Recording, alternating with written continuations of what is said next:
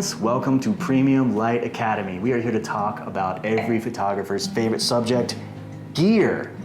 I have way too much gear, said no photographer ever. So let's launch right in. These are essentially all the things that you'll need to conduct a very successful outdoor portrait shoot. So we got a lot of stuff on the table. Let's launch right in. JT, you got a boatload of prime lenses going on over there. Tell us what you have and why these are important. So I do have a bunch of prime lenses, and that can be considered kind of a con or a negative about primes, but there are a lot of positives about primes. For example, I have my wide, my kind of wide-ish 35, I have a 50, kind of a medium lens, I have an 85, a little more ranging towards that telephoto.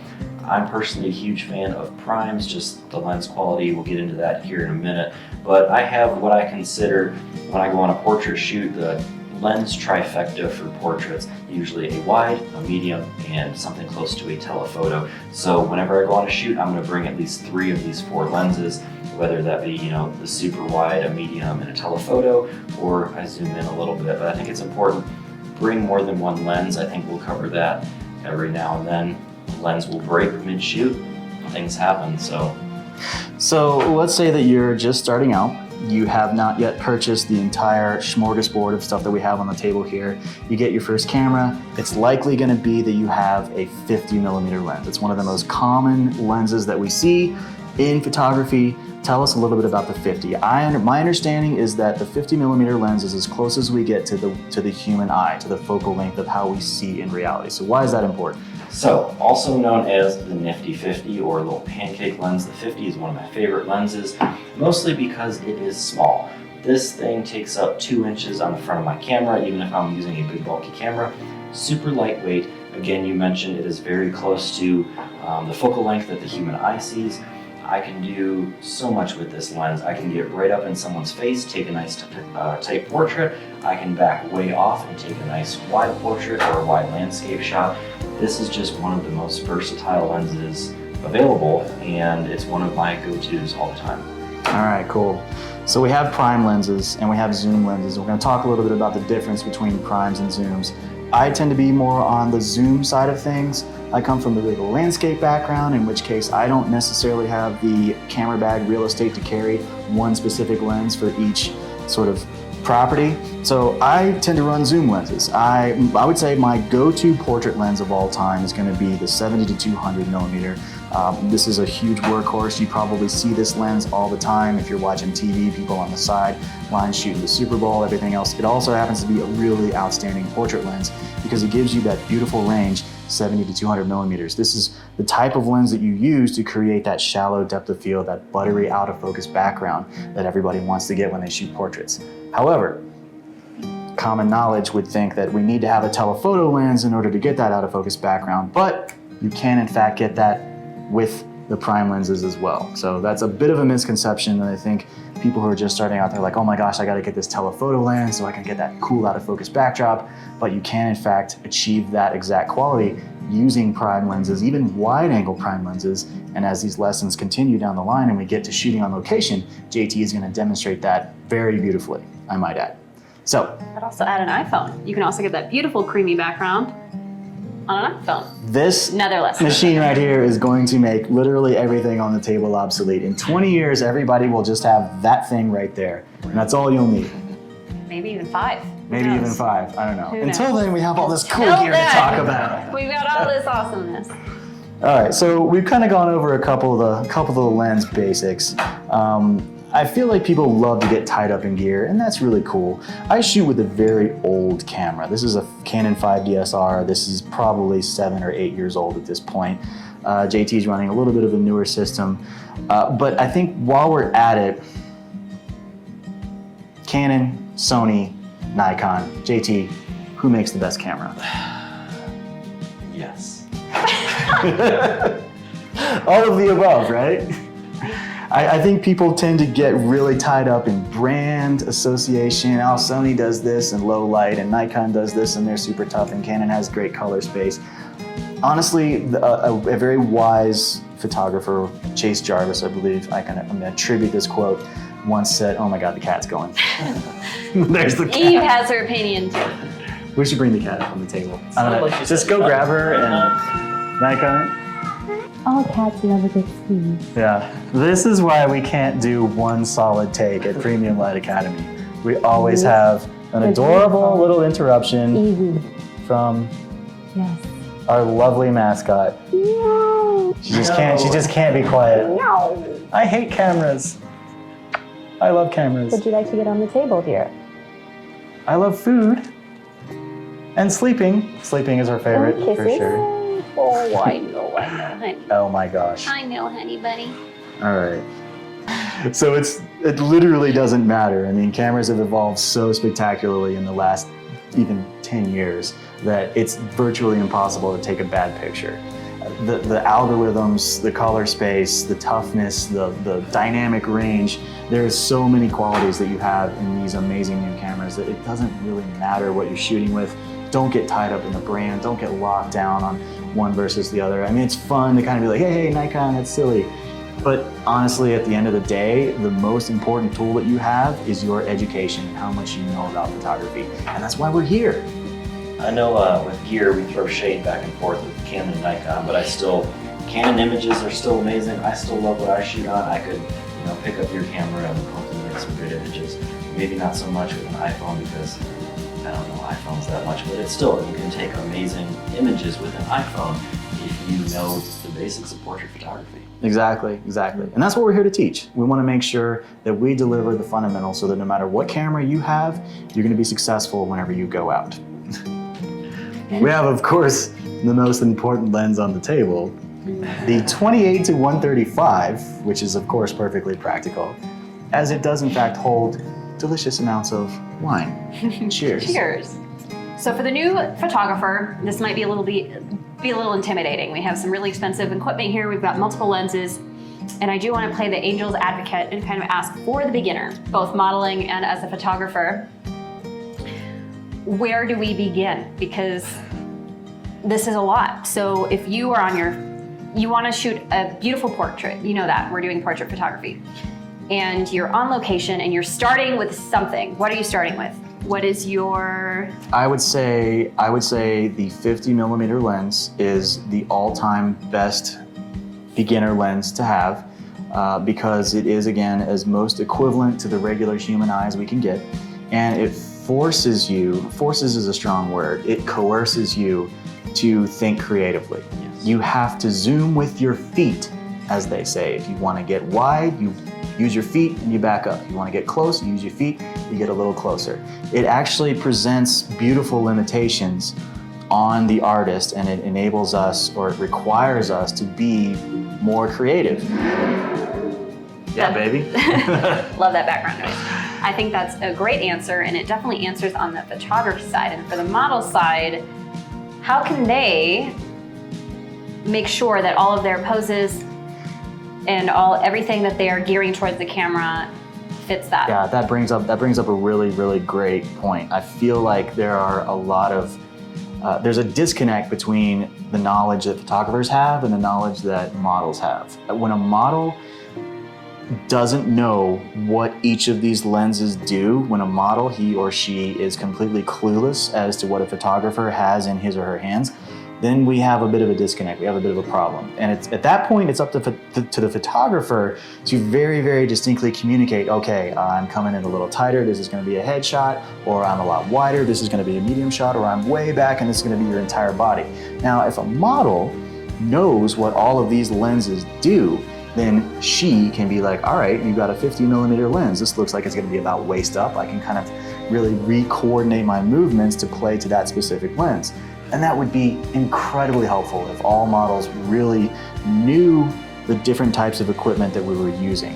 And I don't think it's unreasonable for models to start to learn this stuff. It's in your best interest to know what lens does what and how you need to react when a photographer says, okay, we're going wide. That means Ashley's gonna be like, all right, at this point, this is knees up and everything, all the body mechanics kind of need to come into this. Whereas if a photographer pulls out something gigantic like this, then Ashley's gonna know for sure, I run a little bit tighter. I need to kind of slow down my movements. If I move back and forth too much, I'm gonna go out of focus because we're probably shooting in a shallow depth of field and we've got this huge telephoto. So I think it's definitely very important for models to have, at the very least, a fundamental understanding of what some of this stuff does. And it's not all that difficult. It may seem daunting when we have all this stuff out on the table, but really, it's just a matter of practice. Absolutely, and one little side note I want to throw out there, not everyone is going to have a prime right off the bat. Some new photographers may just have the kit lens, the 18 to 55, Yep. the 70 to 400 that their camera came with. But if you follow the directions that we give in the tutorials and the masterclass, you're going to be able to still make that lens, make amazing portraits, and utilize that lens to the best of its ability with what you're working with. And it's all about what you know, how you can control your environment and your lens, your frame, to make the best picture possible with the gear that you have available to you. Yeah, and I think to that end, it makes sense to me that any person who is interested in modeling might also try picking up a camera one day and say, if you can understand the fundamentals of photography from the back side of the lens, that's gonna make you a better model. And that actually, that equation reciprocates perfectly. If you're a Vice versa, photographer, absolutely. it makes perfect sense that you get on this side of the lens every once in a while, because I know there are a lot of photographers out there who are like particularly shy. Maybe you're introverted, maybe it's a personality, it doesn't really matter. If you are always behind the lens because you're hiding from something, you need to shake that as soon as possible. You need to get on this side of the lens. You need to know what this feels like, so that when you're out in the field and you're working with a model or a group or a family or a wedding or whatever it is, you know what's going on. You know what it feels like to be on this side of the lens. That's incredibly valuable information. So break out of your comfort zone. Do it. It really works both ways, I think, both in terms of the model understanding the technicality of what's being used, what the final product is supposed to look like, and how you're supposed to move in space, but also for the photographers to understand what the model's going through. Like, they're not going to ask you to do a double backhand spring back flip. If they can't do a double backhand spring back flip, they're going to understand exactly what it takes, and you as the model won't be disappointed either, because you know exactly what it takes to produce an image in terms of lighting and pre-production and what's needed and used. And it kind of empowers you to know exactly what you're going for and exactly what tools you're using. Yeah, I think some of the most successful photographers today actually started out as models. I mean, I can think of a couple off the top of my head. I'm not going to name names, but for sure. I mean, people who know both sides of the lens are going to be more set up for success than you could possibly imagine. Okay, cool. We've got lenses. Let's go through and do one last little per lens check. Talk about each lens that we have on the table, give a little summary of kind of what we would use it for. And then after that, I want to go into some of the other kind of like smaller ancillary stuff that we have on the table, because photography is not always about just photography. There are way more things that you have to think about when you're out shooting on location. There's other equipment that comes into play that doesn't necessarily have to be attached to a camera. So I'll fire us off. On the left here, I have a 24 to 70 millimeter lens. This is hooked up to an old school Canon 5D Mark IV. I like to carry two cameras typically in my bag just to have a backup in case for some reason something fails on my primary camera. I have a backup that I can go to.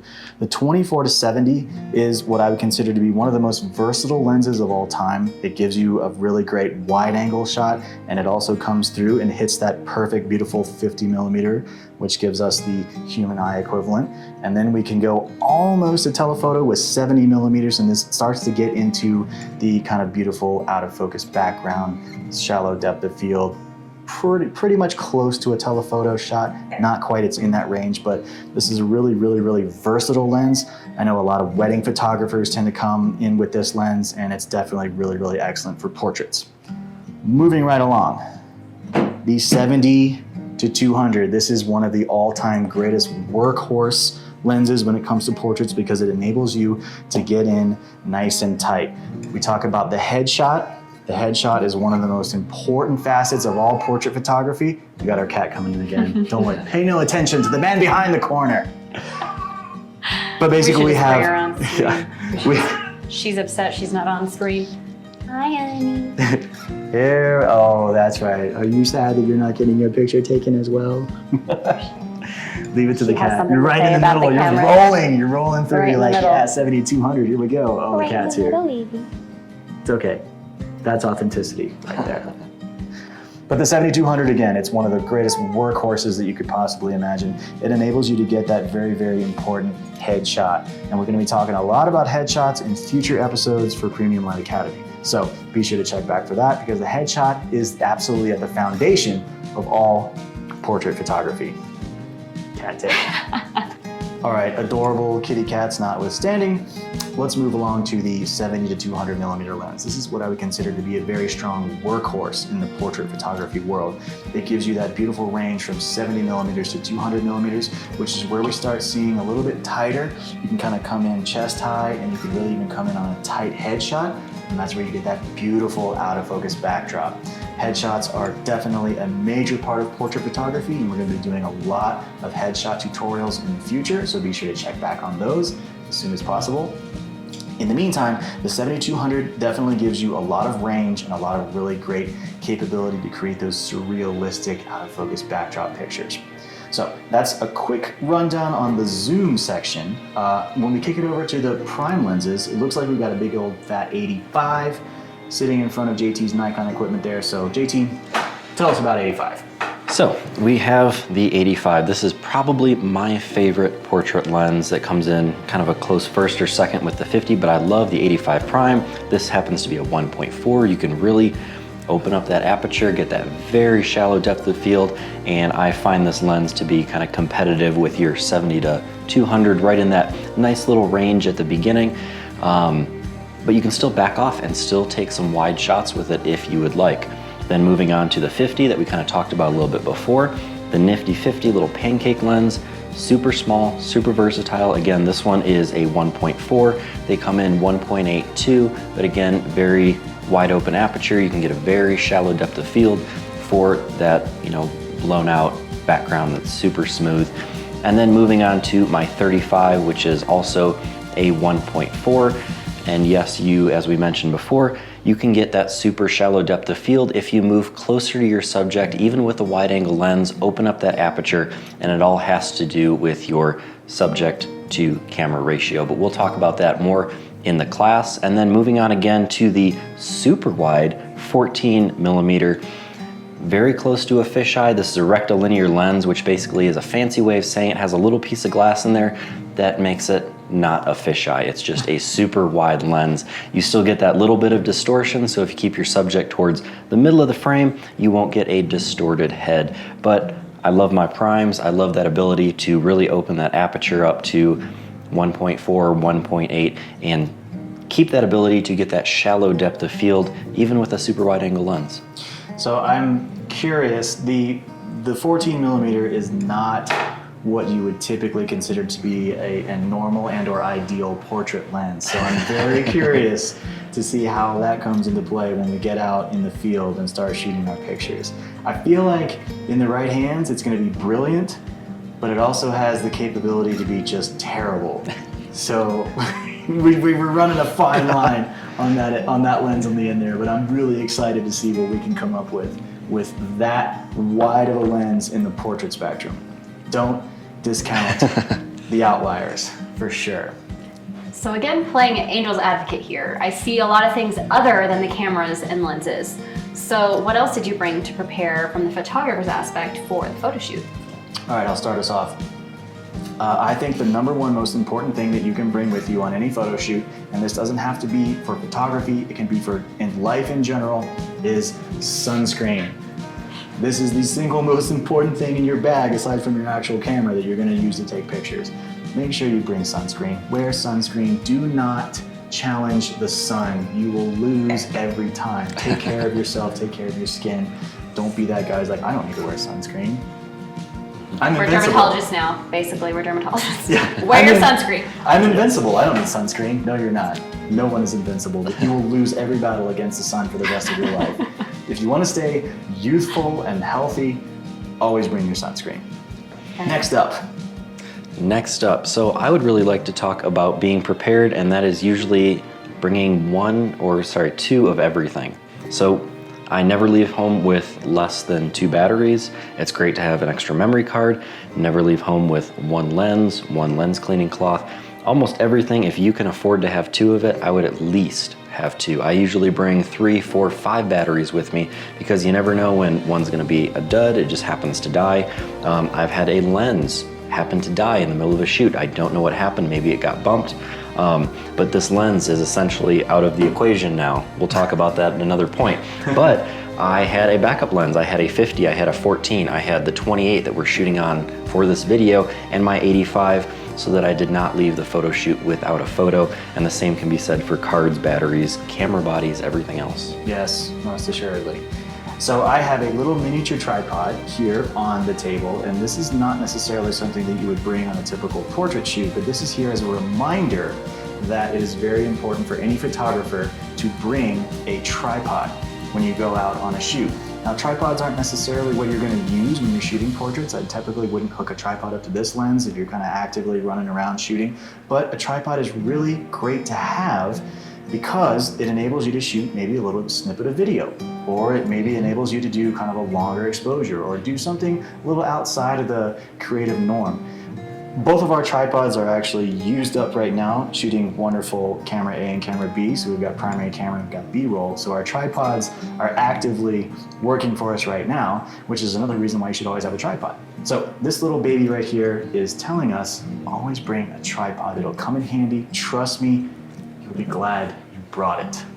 Even for models. All right, Ashley, tell us about this little doodad that you have here. I love taking behind the scenes little videos of me and the photographers, no matter where I am. And this is, of course, there's the model signing releases, making sure everyone knows that they're on camera. But I love that there's a little remote control that I can make it extend as long as I need it to. Wow, it does a lot of stuff. Right, it does a lot of stuff. It's very long. And so this is just for the model, but for TikTok or behind the scenes, this is great. This is something a little more low budget. Obviously, for the professional photographers, they're going to have some much nicer tripods. But for the beginning model who's just working on, behind the scenes or trying to get content, I highly suggest this little tripod. You can see the link below. I'm sure we're going to be linking all of these products. So. Yeah, definitely. I mean, it goes back to the old adage, the best camera is the one you have with you. Mm-hmm. So true. It doesn't necessarily have to be the most expensive piece of equipment. If it's useful and you use it all the time, go for it, definitely. And this actually brings up a good point. We live in the era of social media, of TikTok, Facebook, Instagram. Documenting what you do and you're documenting your process is very important. And you can't necessarily do that if you just have one camera with you at all times. So pretty much everybody has their phone with them. So it makes sense that you could utilize your phone as an additional video system to help record your event. And you can put that on social media, you can get followers, and it goes on and on and on, and we can build from there. We'll definitely do lots of episodes in the future about how to build a better following using social media, because we have our very own social media expert. I'm not allowed to touch social media because I'm kind of a caveman, but that's a different story. I'm not allowed to touch editing. So. Yeah. Moving right along, we've got a giant gray towel in the middle of the table. Please, somebody tell me why you would ever want to have a towel with you. Why wouldn't you have? Oh, so it definitely comes up in our shoots where it happened to rain the night before, and whether it's the model or the photographer, we're setting expensive gear down in a puddle, we're setting our model down in a fresh puddle. It's always nice, the first thing that comes to mind is to dry off the area, the seat, the whatever we're using, to either showcase our model or set our gear down. Always great to have a dry location. Yeah, for sure. A towel literally has endless uses. You can never run out of towels. You can never run out of uses for towels. You can also never run out of towels. Or we throw our model in a river at the end of our photo shoot, and there's always that. a towel. Might be a little Freezing chilly. cold water. Yep. You need to dry off your feet to put your socks back on. Very Right. practical. Yes. All right, moving right along, I see a multi-tool in the middle of the table. This is definitely a very handy thing to have with you. Any basic multi-tool, I'm not going to advocate any particular brand, but if you have the ability to use a tool anytime, also a knife. Do you have your adorable little knife with you somewhere? I always have my adorable little knife with me. A knife is endlessly handy. Your shiv, your prison shank. It's not a prison shank. This is my Renaissance Fair breast knife. But yes, I always have my little legal, make sure that we iterate that, legal carrying definitely make sure We've that known each other a long time, so we feel safe around each other. I'm not worried. They're not worried. it's all good. All right, JT, I see a quarter on the table. That is Yes. the one item that is, if I had to say, the most out of place of anything. What is that there for? So if you are familiar with photography or tripods in general, you will usually notice that there is, it doesn't have to be on this one to disprove my point, but there is usually a little, Got one on here. yeah, you might have one, a little slotted screwdriver notch in most tripod plates or in little attachments that go onto the 1/4-20 screw on the bottom of your camera. So I always have one of either a quarter, a knife is helpful too, but if you're traveling, through an airport, it's a lot easier to take a quarter than a knife. So I always have a quarter, a coin, a penny, whatever it is, in my camera bag or in my pocket to be able to, tighten that tripod plate, because that is something that you're going to realize that you don't have, and it's hard to do it with your finger. So I'd rather have some piece of metal to do It that. has infinite value. This will get confiscated by TSA if you're flying. If you're flying somewhere for a photo shoot, or if you're flying for travel, for fun, whatever, you want to bring your camera, do all the things. These items will get confiscated by TSA. The quarter, on the other hand, can go with you literally anywhere in the world, and you will always have a way to take your plates on and off. I actually keep a carabiner with a little baby washer on the end of it. This also kind of serves as a modified screwdriver, if you will, and it typically always just kind of lives right down my belt loop, so I always have a way to take my plates on and off, and that's a pretty simple way to do things. Another thing about quick release plates, while we're on the subject, I make sure that every single quick release plate that I have is identical, so that no matter where I'm at, no matter what tripod, cine slider, steady cam that I'm hooking my camera up to, it always has the exact same quick release plate. I know that it's fun to have lots of cool gear and to have lots of ways to kind of like, I've got a cool tripod head over here and a cool ball head over there and a cool pano head over here and this and that and the other, but honestly, having interoperability between your quick release plates, if I can take this, take it off my cine slider, put it onto my tripod, take it off my tripod, put it onto my Steadicam, then it's really, really, really easy to have interoperability. So I would strongly encourage any photographer or video production person to make sure that all of your quick release plates are exactly the same, so that any camera can fit on any device, anytime. I love that. I think that is wonderful advice, and I want to play devil's advocate. So everybody, knows Premium Light Academy, what we're doing. And we have been shooting with what we have. We're not hiding any secret gear from you. We don't have any secret fancy gear. This is what we use. This is what we have. This is what they have. So, color space, making a match, taking these, making it one holistic, right? Because we've got Canon over here. We've got Nikon over here. We've got iPhone over here. I'm gonna take a drink real quick. Yeah, We we're gonna should drink to probably this drink to question. that. We're gonna drink to this question. Cheers. Yeah. Cheers. We do in fact shoot continuously with all different varieties of cameras, and honestly getting Canon color space to match Nikon color space can be a little bit difficult, because the two companies, the two brands, they interpret color a little bit differently. Nikon has a different color science than Canon, and they both have a different color science than Sony, and so it can often be a little bit difficult if you're shooting a video production series. This is going a little bit above and beyond the photography. Thank you very much. Kind of more for Ashley. advanced. But it does take a little bit of extra kind of time and knowledge to be able to synchronize your color spaces. The most important thing you can do is shoot correctly when you're on location. So if you're outside, as we were for our entire production on the shooting outdoor portraits, you're going to want to make sure that your color space is set to that specific environment. And that's going to get you as close as possible in the raw native footage, so that you don't have to go so far to the left or right on the color saturation sliders or anything else to really get your color spaces to match. So again, it all comes down to education, to knowing how to set up your camera, whether it be video or photography, for the right environment. And if you're using Nikons and Canons or Sonys, or dare I say, does anyone still make Pentax?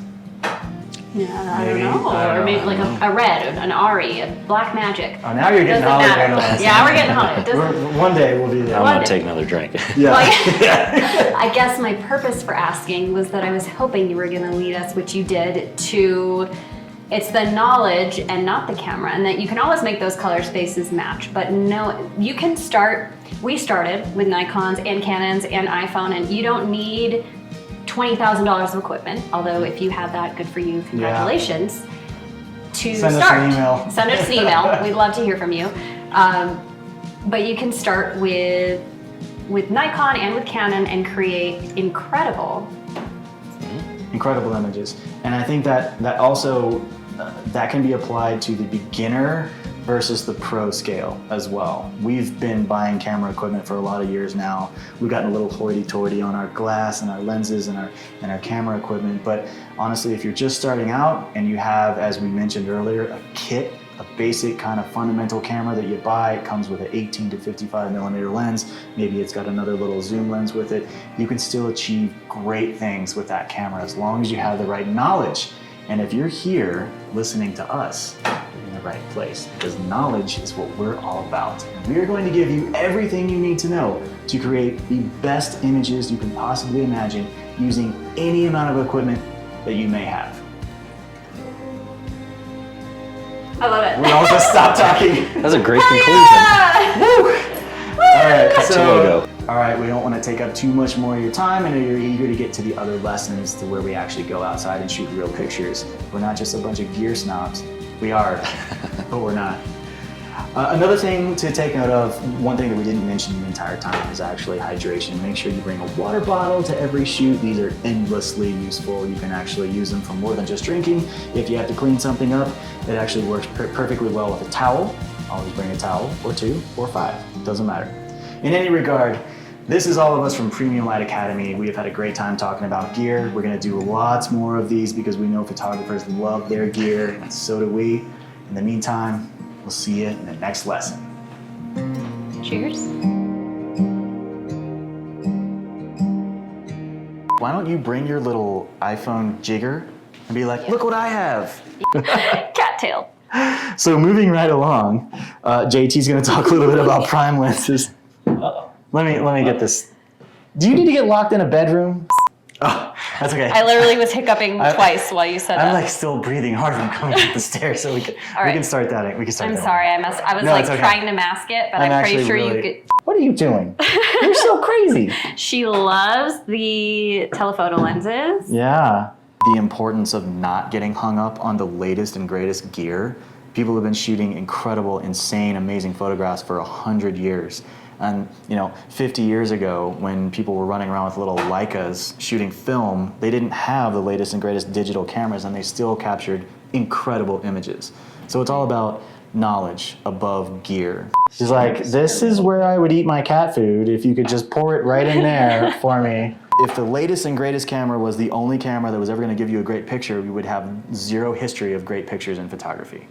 Yeah. So I think that's an easy segue there. Are these things rolling? Are we running? Okay. It's meant to be It's a between the spade. breasts, but Oh, you know. that's the boob knife. We got a very long and arduous blooper reel to go through. All right, that's enough of you.